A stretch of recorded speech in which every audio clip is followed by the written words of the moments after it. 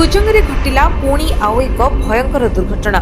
ଆଉ ଏକ ଦୁଃଖଦ ଦୁର୍ଘଟଣା ଆସିଲା ସାମ୍ନାକୁ। କଟକ ପାରାଦୀପ ରାଜରାସ୍ତା କୁଜଙ୍ଗ ନିକଟରେ ଘଟିଲା ପୁଣି ଏକ ଭୟଙ୍କର ଦୁର୍ଘଟଣା। ବାଇକ୍ ଉପରେ ଚଢିଗଲା ଟ୍ରକ୍। ଉତ୍ତ୍ୟକ୍ତ ଲୋକ କଲେ ରାସ୍ତା ଅବରୋଧ। ପୋଲିସ ସୂଚନା ମୁତାବକ ଦୁର୍ଘଟଣାର ଶିକାର ହୋଇଥିବା ଯୁବକ କୁଜଙ୍ଗ ବଳରାମପୁର ଗ୍ରାମର ବୋଲି ପ୍ରାଥମିକ ତଦନ୍ତରୁ ଜଣାପଡ଼ିଛି। ସୂଚନା ଅନୁଯାୟୀ ଆଜି ଅପରାହ୍ନ 2:30 ସମୟରେ OD21F2177 ନମ୍ବର ବିଶିଷ୍ଟ ଏକ ଟ୍ରକ୍ କଟକରୁ ପାରାଦୀପ ଅଭିମୁଖେ ଆସୁଥିଲା ବେଳେ ଅପରପକ୍ଷରୁ ଅର୍ଥାତ୍ ପାରାଦୀପରୁ କୁଜଙ୍ଗ ଅଭିମୁଖେ ଏକ ଯୁବକ ବାଇକ୍ ଯୋଗେ ଇଲେକ୍ଟ୍ରିକ୍ ପୋଷ୍ଟମର୍ଟମ ଛକ ମୋଡ଼ ନିକଟରେ ନିଜର ଭାରସାମ୍ୟ ହରାଇ ଟ୍ରକ୍ ସଙ୍ଗେ ଧକ୍କା ହୋଇଥିଲା। ଦୁର୍ଘଟଣା ପରେ ଆହତ ଯୁବକକୁ କୁଜଙ୍ଗ ଗୋଷ୍ଠୀ ସ୍ୱାସ୍ଥ୍ୟ କେନ୍ଦ୍ରକୁ ନିଆଯାଇଥିବା ବେଳେ ସେଠାରେ ତାଙ୍କର ସ୍ୱାସ୍ଥ୍ୟାବସ୍ଥା ଗୁରୁତର ଥିବାରୁ ତାଙ୍କୁ କଟକ ବଡ଼ ଡାକ୍ତରଖାନାକୁ ସ୍ଥାନାନ୍ତର କରାଯାଇଛି। ଘଟଣା ସ୍ଥାନରେ ତୀବ୍ର ଉତ୍ତେଜନାକୁ ଆଖି ଆଗରେ ରଖି କୁଜଙ୍ଗ ପୋଲିସ ଘଟଣା ସ୍ଥାନରେ ପହଞ୍ଚି ପରିସ୍ଥିତିକୁ ନିୟନ୍ତ୍ରଣ କରିବାକୁ ଚେଷ୍ଟା କରୁଛନ୍ତି। କିଛିଦିନ ତଳେ ହାଇୱା ଛକ ତଳେ କୁଜଙ୍ଗ କୋଠିଆ ସାହି ନିକଟରେ ବାପା ଓ ଝିଅର ମୃତ୍ୟୁ ଘଟିଥିବା ବେଳେ